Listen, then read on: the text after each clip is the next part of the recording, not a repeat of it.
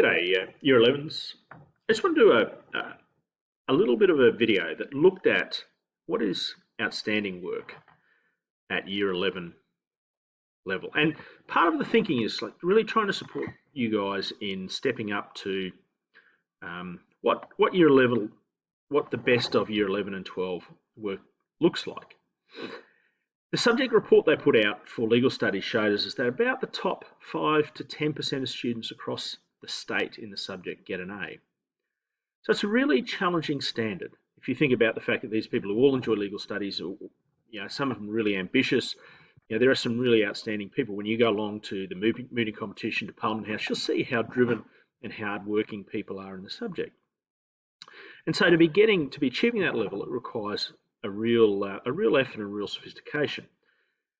And so I wanted to give you some examples from your own work as to what is that little bit brilliant that's important to meet the top level. So let's have a look, first of all, at some of this writing in Nature and Scope, which is around the comprehending criteria. And to get the top marks in comprehending, you need to have a comprehensive identification and a perceptive description of legal concepts. So let's have a look and see if these things are in place. Let's have a look at this example. Now, this student has already introduced the idea that MACR is the minimum age of criminal responsibility earlier on. So the first time you do that, you can use the abbreviation from there on in. So the minimum age of, they write, the minimum age of criminal responsibility is the age from which an individual can be formally charged and convicted of committing a criminal offence. Currently, the minimum age of criminal responsibility, the median middle criminal age of responsibility is 14. However, in Australia, the age is set at 10. Below this age, a child is considered to be incapable of committing an offence, as they do not have the mens rea, the criminal intent to do so. Have a look at that for just a simple identification of a criminal law issue. They have used a bill, so something that's before Parliament, to talk about the fact as to where the minimum age of criminal responsibility is. They've used an example of the fact in Australia that it's set at 10 by referring specifically to the section within the criminal code in Queensland where that would be set out for Queensland. And they've looked at this idea of capacity using another source. So in 3 sentences, they've really done a great job as to a comprehensive identification of what's happening there.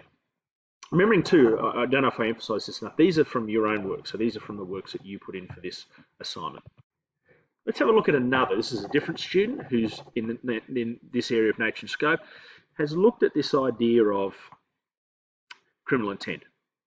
So there's been significant debate, especially regarding a 10-year-old child's mental state and their intent. So that's introduced that nicely. Specifically, child psychologists, Urbis and Arthurs, have found that children at this age may not be able to determine what is right and wrong. However, they might be able to determine what is right and wrong, however, are not able to comprehend and appreciate the seriousness of their actions.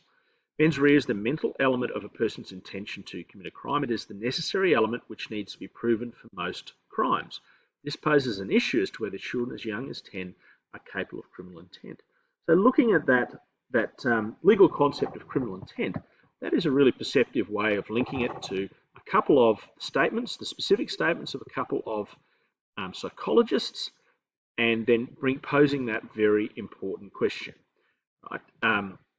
The only thing I think there should have been a reference just in this idea of mens rea, just because it's an important legal issue that you've brought up, just pop a reference in there, even if it is the textbook. But that is that's a little bit brilliant.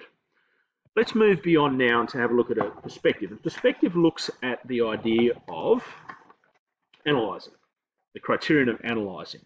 So here we have to have a perceptive application of concepts, principles, processes,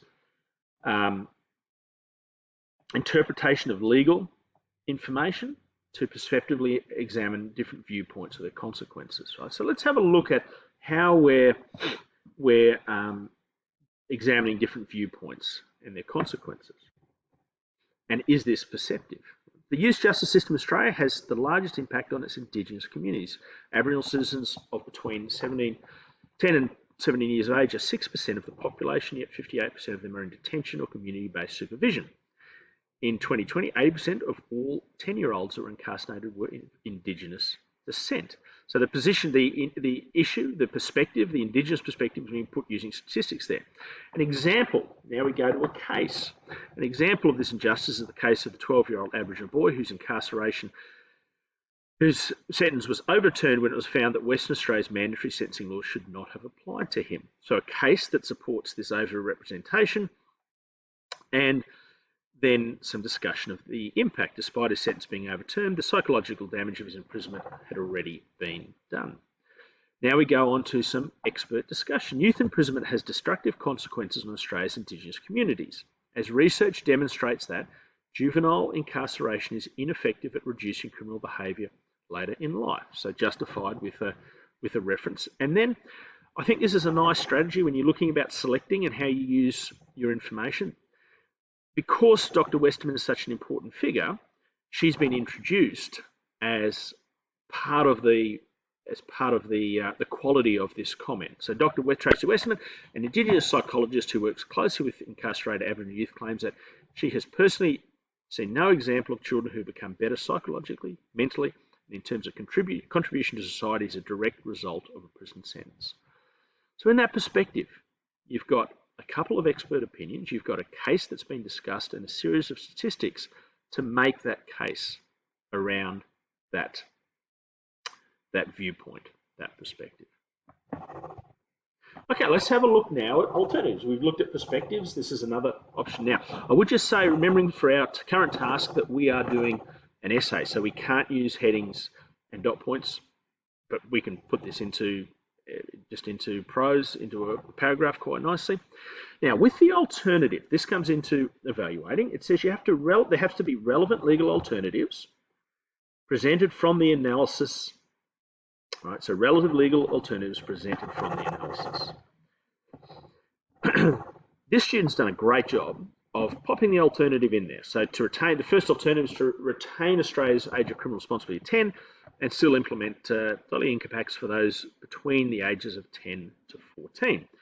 Then they've just gone on to remind us of what they had in their analysis. So it's linked. The alternative aligns with the Queensland Police Union's strong belief that Australia's criminal age of responsibility is effective, as it will the current situations will force youth offenders to be held criminally responsible for their actions and therefore change these habits, which was part of one of the perspectives looked at.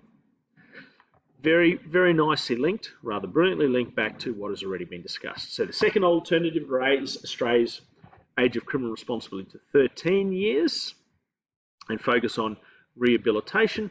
This alternative lies with the psychological evidence and UN's recommendations of increasing. So there's that link back to the evaluation. In fact, there's a reminder of the quality of evaluation because of the quality of links back to significant figures, the Queensland Police Union, psychological evidence, and United Nations. So a great way of presenting those alternatives. Okay, a little bit brilliant here again, as all the work has been. Here we are using legal criteria. Talks about the outcome. Right, so this student has recommended the age be raised to 14.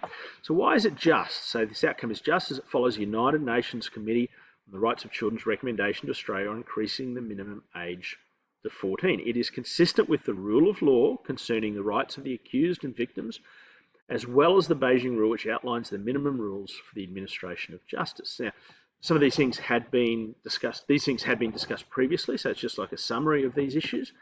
But you can see how there's a number of different points at which it's justified as being just there. The outcome is equitable, as the average minimum age of criminal responsibility globally is 14 years, and this decision will bring Australia into line with the majority of countries. Equitable, equal. Furthermore, it ensures that juveniles who are troubled at a young age have access to correct rehabilitation methods as opposed to incarceration.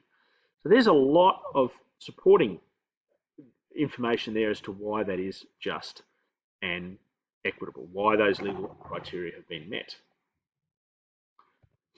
The implications, right? So again, like all the work, this is a little bit brilliant. So the implications of ratifying the recommendation of increasing the age of criminal responsibility to 14 are extensive.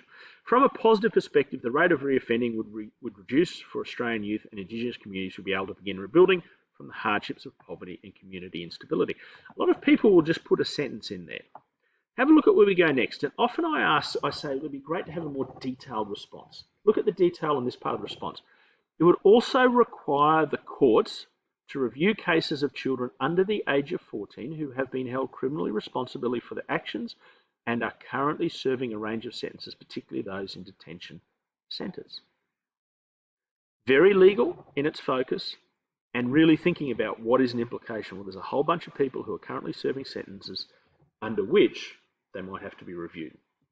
There are minimum negative consequences, but the government should ensure that they provide support to the families of children who are returning home. This support should include accessible counselling service such as mentoring and guidance, education assistance and financial aid. If this does not occur, their return may negatively impact the communities. Now, sometimes I talk about things being a little too social. This would be social. It wouldn't stand alone as a good set of implications, but there's no reason why, having thought about the fact that there's a really significant legal issue for people who have been sentenced, and when there's a change of the rule, well, then looking at a social outcome is fine. So that takes us to the end. I just wanted to put those examples of what is outstanding work at year 11 and 12 level as we keep trying to make sure that we're matching those standards.